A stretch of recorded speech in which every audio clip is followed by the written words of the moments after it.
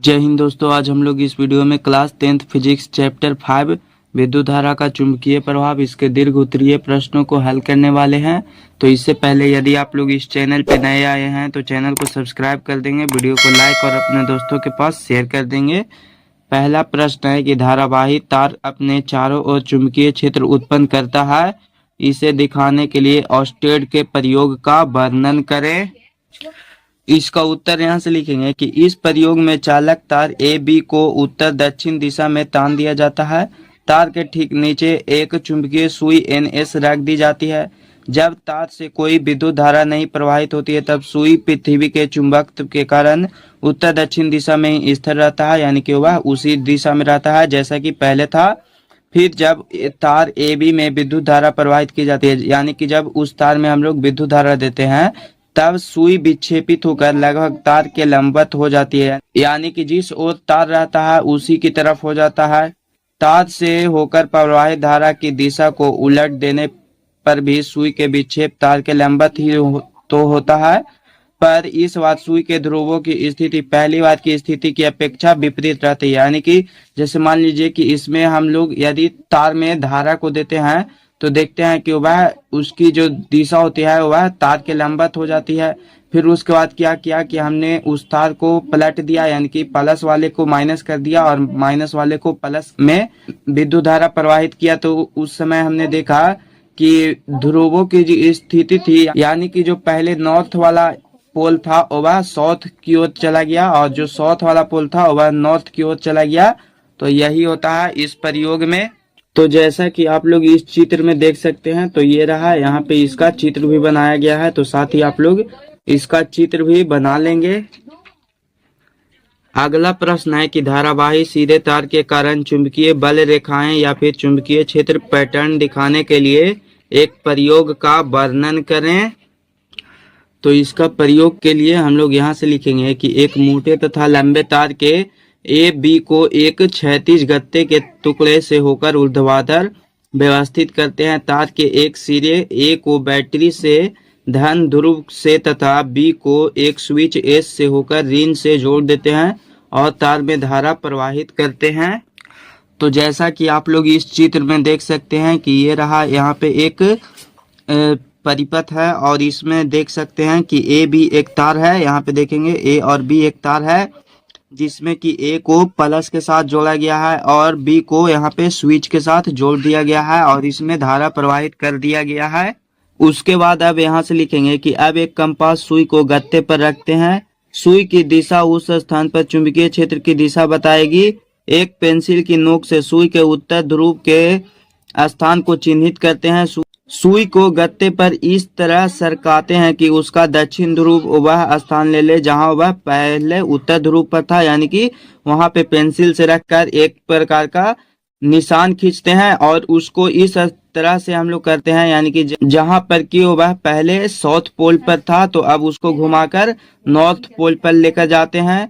तो इस तरीके से हम लोग वहां पे एक चित्र बनाते हैं, यानी कि गोल खींचकर। फिर देखते हैं कि इस प्रकार से प्राप्त हुआ बिंदुओं को मिलाने पर सेकेंडरी वृत्तों को प्रतिरूप या फिर पैटर्न मिलता है। यानी कि यहाँ पे देखेंगे इस चित्र में, तो यहाँ पे जब इस पेंसिल को रखते हैं और इस तरीके से यहाँ पे निशान बनाते हैं तो यहाँ पे फिर इन सभी निशानों को एक साथ मिलाते हैं तो यहाँ पे देखते हैं कि एक गोल वृत्ताकार पैटर्न का निर्माण हो रहा है, जैसा कि आप लोग इस चित्र में देख सकते हैं। फिर उसके बाद यहाँ से फिर लिखेंगे इसके आगे कि अब बैटरी के ध्रुवों से जुड़े चालक तार ए बी को बदल देते हैं, यानी कि जिसमें पहले प्लस वाला था उसको माइनस करते हैं और जिसमें माइनस था उसको प्लस करते हैं, जिससे अब चालक ए बी में धारा विपरीत दिशा में बहने लगती है। अब कंपास सुई विपरीत दिशा में घूम जाती है, यानी कि यह जो सुई होता है वह विपरीत दिशा में घूम जाता है, किंतु चुंबकीय क्षेत्र का पैटर्न पहले जैसा ही मिलता है। यानी कि जिस तरीके से इस चित्र का निर्माण हुआ था उसी प्रकार से इसमें भी चित्र का निर्माण हुआ, जबकि इस चित्र में हमने ये किया कि यहाँ पे जो विद्युत धारा प्रवाहित कर रहे थे तो इस स्थिति में देखेंगे तो तार को हमने पलट दिया, यानी कि जिससे प्लस का धारा प्रवाहित हो रहा था उसको हमने माइनस में धारा प्रवाहित किया, और जिसमें माइनस का धारा प्रवाहित हो रहा था उसमें हमने प्लस को धारा प्रवाहित किया। तो इस प्रकार से आप लोग यहाँ पे देखेंगे तो इस प्रकार से ही इस चित्र का निर्माण होगा। तो यहाँ तक आप लोग इसमें लिख लेंगे और साथ ही ये वाला चित्र भी आप लोग अच्छे से बना लेंगे। प्रश्न है कि किसी धारावाही वृत्ताकार कुंडली के कारण चुंबकीय क्षेत्र पैटर्न दिखाने के लिए एक प्रयोग का वर्णन करें। इसका उत्तर यहाँ से लिखेंगे कि तांबे का एक मोटा तार लेकर उसे वृत्ताकार रूप में मोड़ देते हैं, एक गत्ते के टुकड़े को क्षैतिज रूप में व्यवस्थित करते हैं यानी कि उसको रखते हैं, और गत्ते के टुकड़े में 2 छेद कर उसमें वृत्ताकार तार को इस प्रकार रखते हैं कि तार का आधा भाग वृत्त गत्ते के ऊपर से हो और आधा नीचे से हो। तार के खुले सिरे को एक बैटरी तथा एक स्विच से जोड़ देते हैं। गत्ते के एक टुकड़े पर कुछ लौह चूर्ण छिड़क देते हैं यानी कि लोहे के कुछ टुकड़े होते हैं छोटे छोटे महीन चूर्ण, उसको रख देते हैं। अब स्विच को बंद कर तार में विद्युत धारा प्रवाहित करते हैं यानी कि स्विच को चालू कर देते हैं, और जिस कारण से कि उसमें विद्युत धारा प्रवाहित होने लगती है। उसके बाद लिखेंगे कि और गत्ते को टुकड़े को धीरे धीरे थपथपाते हैं यानी कि हाथ से उसको थोड़ा थोड़ा हिलाते हैं, और लौह चूर्ण दोनों तारों को और सेकेंडरी वृत्तों में व्यवस्थित हो जाता है यानी कि जैसे ही हम लोग ये करते हैं तो यहाँ पे देखेंगे तो लोहे के जितने भी छोटे छोटे कण होते हैं वह वृत्त के आकार में बंध जाते हैं यानी कि दोनों ओर से, यहाँ पे इस ओर भी देखेंगे और इस ओर भी, ये इस प्रकार से व्यवस्थित हो जाते हैं। इनसे वृत्तीय लूप में धारा के कारण चुंबकीय क्षेत्र के पैटर्न का पता चलता है। तो जैसा कि आप लोग इस चित्र में देख सकते हैं, तो हम लोगों को इसी प्रकार से ही प्रयोग में करना होता है जैसा कि यहाँ पे चित्र दिखाया गया है। तो आप लोग यहाँ तक लिख लेंगे और साथ ही ये वाला चित्र भी बना लेंगे। धारावाही परिनालिका के चुंबकीय क्षेत्र का वर्णन करें।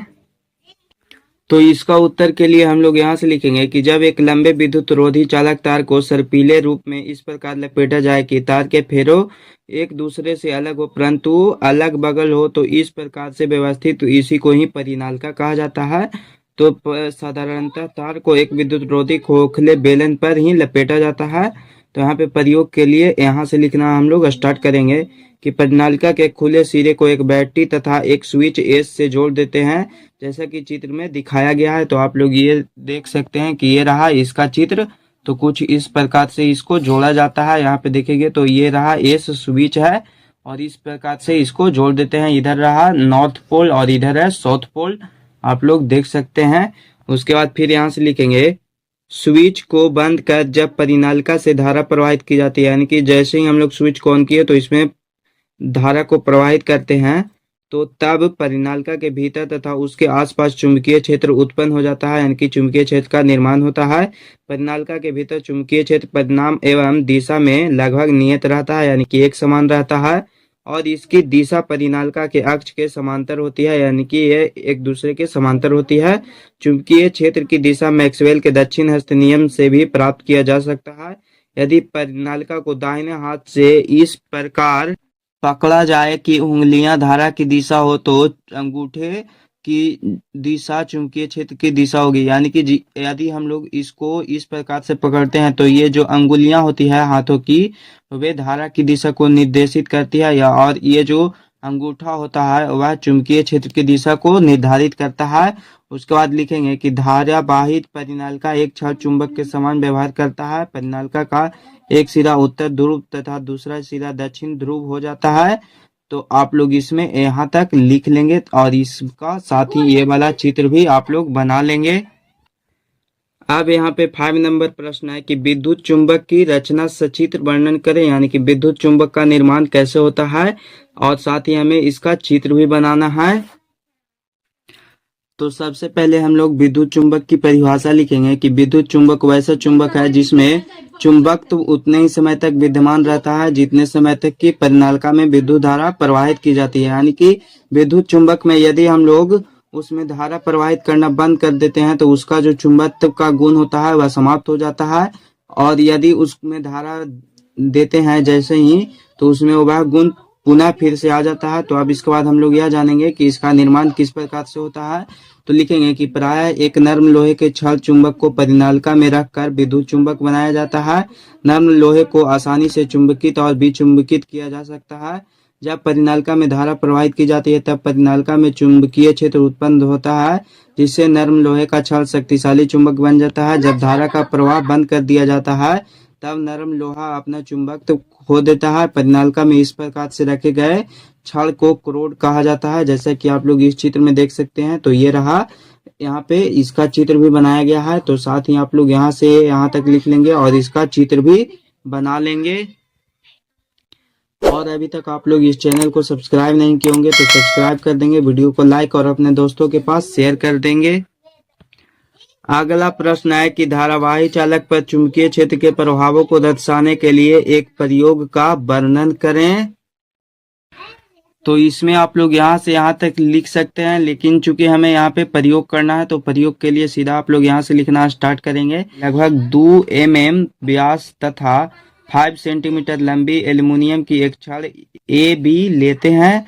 रबर या प्लास्टिक के 2 छलकों तथा 2 पतले कमानियों द्वारा एक स्थिर आधार से छड़ AB को लटका देते हैं। छड़ के दोनों सिरों A और B को एक स्विच S से होकर एक बैटरी से जोड़ देते हैं, जैसे कि आप लोग इस चित्र में देख सकते हैं। उसके बाद लिखेंगे कि अब एक नाल चुंबक NS को इस प्रकार व्यवस्थित करते हैं कि उसके दोनों सिरों को मिलाने वाली रेखा क्षैतिज हो तथा AB के लंबवत हो। तो इस प्रकार से, जैसे कि पिछले चित्र में हमने देखा, उसी प्रकार से ही रख देते हैं। तो अब यहाँ पे देखिएंगे कि इसमें जब प्रयोग करेंगे तो कौन कौन सी स्थितियां होती है। तो पहला कि जब हम लोग स्विच S को बंद करके उसमें धारा प्रवाहित करने पर हम देखते हैं कि छड़ नीचे की ओर खींच जाती है और कमानियां पहले से अधिक फैल जाता है। और दूसरा स्थिति कि जब नाल चुंबक को हटा लेने पर छड़ AB अपने पहले ही स्थिति में वापस आ जाता है। इससे स्पष्ट होता है कि नाल चुंबक NS का जो चुंबकीय क्षेत्र है वह धारावाही चालक पर छड़ AB पर बल लगाता है। और तीसरा स्थिति में देखेंगे तो अब नाल चुंबक NS के ध्रुवों की स्थिति को उलटकर यही क्रिया दोहराते हैं। इस बार हम देखते हैं कि छड़ AB ऊपर की ओर उठता है, अतः चुंबकीय क्षेत्र की दिशा उल्टा देने से भी धारावाही चालक पर लगे हुए बल की दिशा भी उलट जाती है। और चौथा स्थिति में देखेंगे तो अब यदि बैटरी के ध्रुवों को उलटकर छड़ AB में प्रवाहित होने वाली धारा की दिशा को उलटकर ऊपर के क्रियाकलापों को दोहराएंगे तो पाएंगे कि बलों की दिशा वह क्रमशः उलट गई है। तो इस प्रकार से यहाँ पे एक निष्कर्ष निकलता है। पहला निष्कर्ष कि जब एक धारावाही चालक को चुंबकीय क्षेत्र में रखा जाता है तो उस पर एक बल लगता है। और दूसरा निष्कर्ष यह निकलता है कि बल की दिशा चुंबकीय क्षेत्र की दिशा तथा विद्युत धारा की दिशा दोनों पर ही निर्भर करता है। तो इसमें आप लोग यहाँ से लेकर यहाँ तक लिख लेंगे। और साथ ही ये वाला जो चित्र बनाया गया है तो यहाँ पे 2 स्थितियां इसलिए दी जाती है चूंकि एक में हमने यहाँ पे बिना धारा के इसका प्रयोग करते हैं और दूसरे स्थिति में हम लोग इसमें धारा को प्रवाहित करते हैं। तो यहाँ पे 2 स्थितियां इसीलिए बनाई जाती है। तो आप लोग साथ ही ये दोनों चित्र भी बना लेंगे।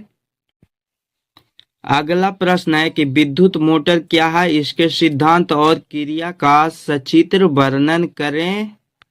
तो सबसे पहले हम लोग विद्युत मोटर का लिखेंगे कि विद्युत मोटर एक ऐसा यंत्र है जिसके द्वारा विद्युत ऊर्जा को यांत्रिक ऊर्जा में परिवर्तित किया जाता है। यानी कि विद्युत मोटर एक ऐसा यंत्र होता है जिसको कि हम लोग विद्युत ऊर्जा को यांत्रिक ऊर्जा में बदलते हैं।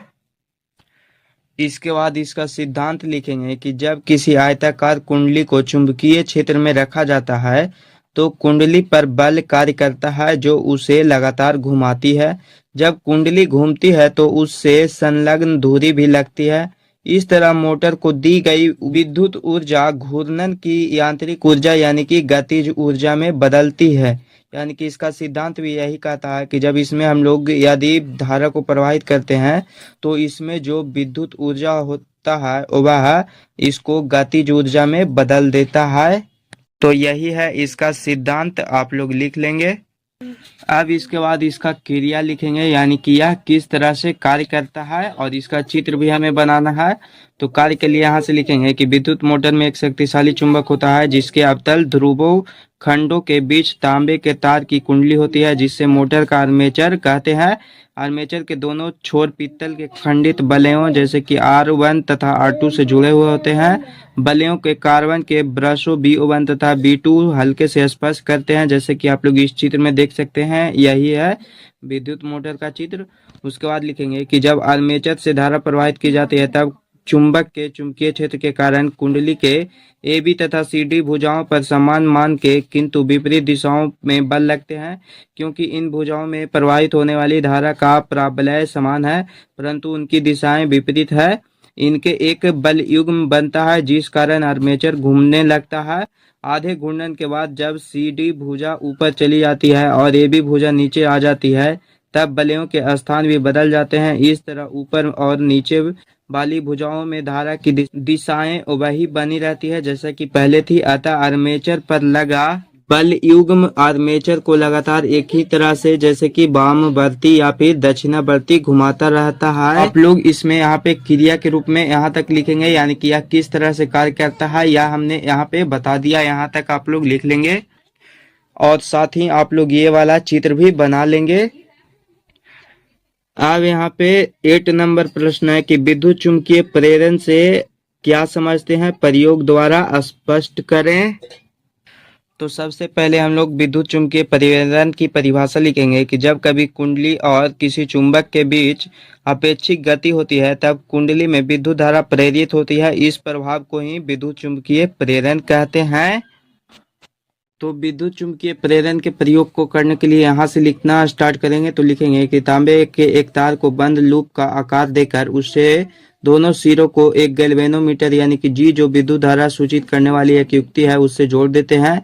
एक छड़ चुंबक को लूप के अक्ष की सीध में स्थिर रखते हैं। गैल्वेनोमीटर के संकेतक पॉइंटर का कोई भी विक्षेप नहीं होता है अर्थात लूप में कोई भी धारा प्रवाहित नहीं होती है, जैसा कि आप लोग इस चित्र में देख सकते हैं। उसके बाद लिखेंगे कि लूप को स्थिर रखते हुए एक छड़ चुंबक के किसी एक सिरे को तेजी से उसकी ओर लाने या उससे दूर ले जाने या फिर चुंबक को स्थिर रख लूप को तेजी से उसकी ओर लाने या पर अर्थात चुंबक और लूप के बीच की दूरी को शीघ्रता से बदलने या दूसरे शब्दों में कहें तो उनके बीच की अपेक्षिक गति उत्पन्न करने पर गैल्वेनोमीटर के संकेतक का विक्षेप होता है अर्थात लूप में विद्युत धारा उत्पन्न होती है।